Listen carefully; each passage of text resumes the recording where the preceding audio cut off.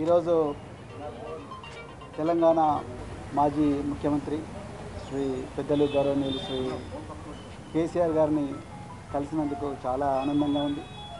మరి ఈ తెలంగాణనే కాదు యావత్ భారతదేశం కూడా ఈరోజు లౌకికత్వం అంటే సెక్యులరిజం లౌకికత్వం ప్రమాదంలో ఉన్నది.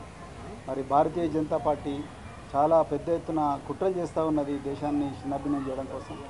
మరి పూర్తిగా రాజ్యాంగాన్ని రద్దు చేయాలనే కుట్ర చేస్తూ ఉన్నారు. సో ఆ పరిస్థితుల్లో మరి సెక్యులర్ పార్టీ అయినా మరి సెక్యులర్ భావాలు కలిగి సెక్యులరిజాన్ని నిరంతరం కాపాడిన మరి భారతీయ రాష్ట్ర సమితి అదేవిధంగా పెద్దలు కేసీఆర్ గారు వారు మరి నేను బైంజీ మాయావతి గారి ఆశీస్సులతో మరి వారిని కూడా కలవడం జరిగింది.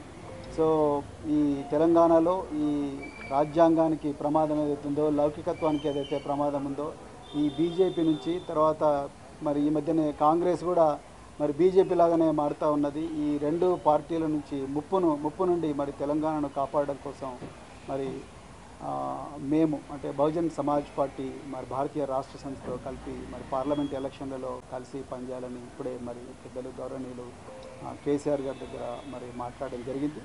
మరి తప్పకుండా మరి ఇంతకుముందు మీరు అన్నట్టుగా సీట్ల సర్దుబాటు విషయం ఏదైతే ఉందో ఈ షీట్ షేరింగ్ విషయం అయితే మళ్ళీ మేము మా అధిష్టానానికి నివేదిస్తాం. అదేవిధంగా మరి మన మాజీ ముఖ్యమంత్రి గారు తప్పకుండా బైంజీ గారితో కూడా మాట్లాడతారు. సో దాని తర్వాత మరి ఇరు వర్గాలు ఇరు పార్టీలు ఒక నిర్ణయానికి వచ్చి తర్వాత తప్పకుండా మీకు ఒక గుడ్ న్యూస్ ఇస్తాం. బట్ తప్పకుండా తెలంగాణలో ఈ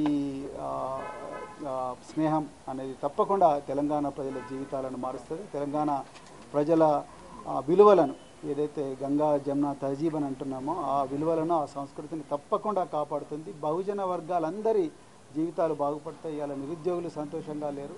సో పట్టుమని 4 నెలలు కాలేదు ఇప్పటికీ మళ్ళీ నిరుద్యోగులు రోడ్ల మీదకి వచ్చే పరిస్థితి.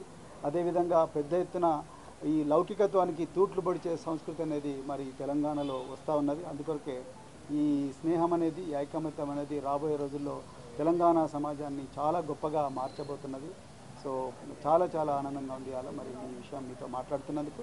తప్పకుండా తెలంగాణ ప్రజలు దీన్ని ఆస్వాదిస్తారు ఆశీర్వదిస్తారని చెప్పేసి నేను కోరుకుంటున్నాను. కేసీఆర్ గారు మరి ఈ సమయం మాకు ఇచ్చినందుకు మరొకసారి ధన్యవాదాలు. అన్ని అంశాలు కలిసి పనిచేస్తే రెండు పార్టీలు ఇప్పుడు పార్లమెంట్